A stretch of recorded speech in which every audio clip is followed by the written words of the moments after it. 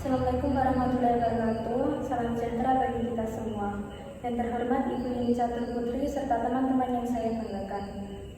Puji syukur kita panjatkan atas kehadiran Tuhan Yang Maha Esa karena rahmat dan karunia-Nya kita semua dapat berkumpul pada kesempatan kali ini dengan keadaan sehat.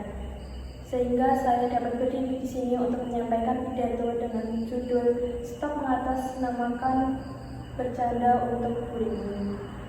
Teman-teman, mungkin kita tidak asing dengan kata bullying atau pembunuhan yang mungkin sering terjadi di sekitar kita. Bullying dapat berupa ejekan, bercanda secara berlebihan, pengucilan, serta komentar jahat di media sosial. Mungkin banyak orang yang menganggap ini adalah hal biasa dan hanya bersifat bercanda. Namun bagi korbannya, bullying dapat meninggalkan luka yang sangat dalam. Lalu bukan hanya sakit secara fisik, tetapi juga membuat korban merasa kehilangan kepercayaan diri, takut bersosialisasi, hingga merasa tidak berguna. Mencegah perundungan bukan hanya tugas sekolah atau keluarga saja, namun tugas kita semua. Kita dapat memulainya dengan menggunakan kata-kata yang bijak, menghentikan ejekan, mendukung teman yang menjadi korban, serta berani melapor ketika kita melihat perundungan itu terjadi di sekitar kita.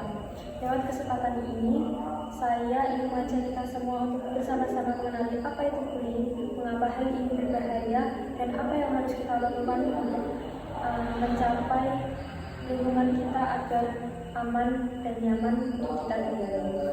Bullying adalah perilaku yang dilakukan secara berulang kali dan dilakukan secara sengaja untuk menindas, menyakiti, dan merendahkan orang lain.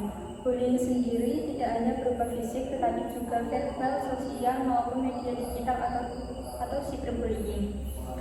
Tujuan utama dari bullying ini adalah untuk menunjukkan kekuasaan atau membuat orang lain merasa lemah dan tidak berdaya.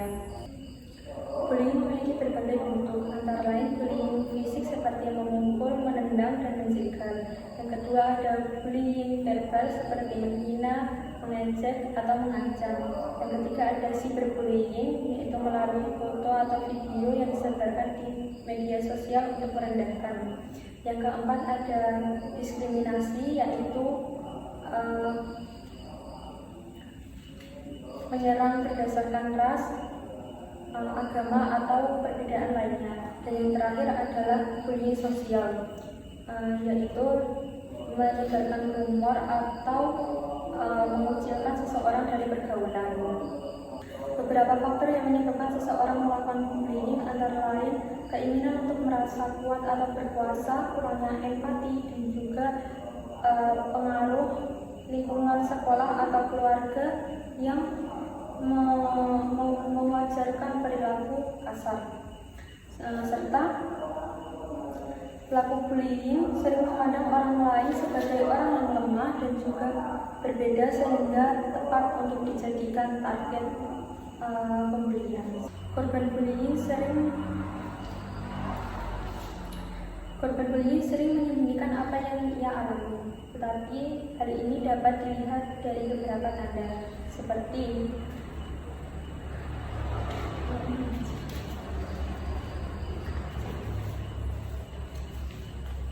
korban bullying sering menutupi apa yang ia alami, tetapi hal ini dapat dilihat dari beberapa tanda seperti menjadi lebih pendiam, menarik diri dari lingkungan sosial, takut untuk masuk ke sekolah, prestasi menurun, memiliki luka tanpa alasan atau tanpa usul yang jelas, lalu sering mengeluhkan sakit kepala dan sakit perut, serta gangguan pada pola tidur dan juga pola makan. Dampak bullying sangat serius terutama bagi korban. Bullying dapat menyebabkan gangguan seperti trauma, depresi, hingga kecemasan. Dalam kasus yang berat, bullying juga dapat memicu pemikiran percobaan bunuh diri. Bahkan ada beberapa korban bullying yang memutuskan untuk mengakhiri hidupnya. Terdapat peningkatan kasus bullying dalam tahun 2024 hingga 2025. Menurut Bareskrim Polri mencatat jumlah korban perundungan meningkat 15% dari tahun 2023 sebanyak 10.617 korban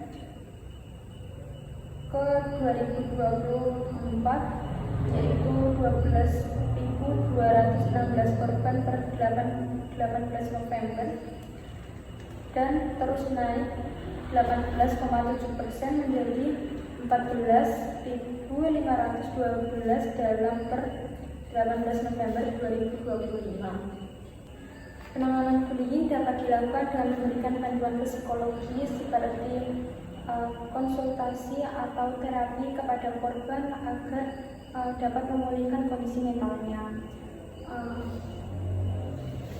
Pelaku juga perlu mendapatkan bimbingan dan konseling agar mengetahui apa yang ia perbuat dan juga membangun rasa empati terhadap orang lain.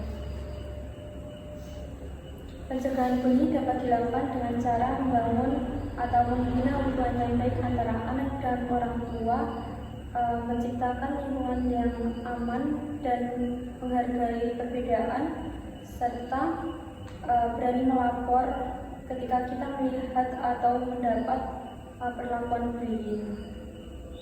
Sebagai kesimpulan, bullying merupakan tindakan yang dilakukan secara sengaja dan dilakukan berulang kali untuk menyakiti orang lain, baik secara verbal, sosial, maupun digital. Dampak bullying ini juga cukup serius seperti kehilangan kepercayaan diri, gangguan mental, hingga risiko untuk pemikiran menyakiti diri sendiri. Data peningkatan kasus bullying menunjukkan bahwa masalah ini merupakan kasus besar yang harus mendapat perhatian khusus dari sejumlah pihak. Melalui pemahaman tentang bahaya perundungan, diharapkan kita menjadi pribadi yang lebih peduli dan juga berani menolak segala bentuk perundungan, serta aktif dalam menciptakan lingkungan yang aman dan saling menghargai. Harapannya korban berani untuk melapor dan mencari bantuan, dan juga kepada pelaku diharapkan untuk segera sadar atas perilakunya, dan diharapkan kepada seluruh lingkungan keluarga, sekolah maupun masyarakat untuk bersama-sama mencegah terjadinya perundungan. Dengan begitu, kita dapat menciptakan lingkungan yang aman, nyaman, dan juga manusiawi untuk kita tinggali. Hadirin sekalian, demikian yang dapat saya sampaikan dalam kesempatan kali ini. Saya menyadari bahwa pidato saya masih memiliki keterbatasan. Apabila terdapat kesalahan kata atau pengucapan yang saya sampaikan, saya mohon maaf yang sebesar-besarnya. Terima kasih atas perhatian para hadirin. Semoga apa yang saya sampaikan dalam pidato ini bermanfaat dan mendorong kita untuk lebih peduli serta berani menolak segala bentuk perubahan. Sekian dari saya. Wassalamualaikum warahmatullahi wabarakatuh.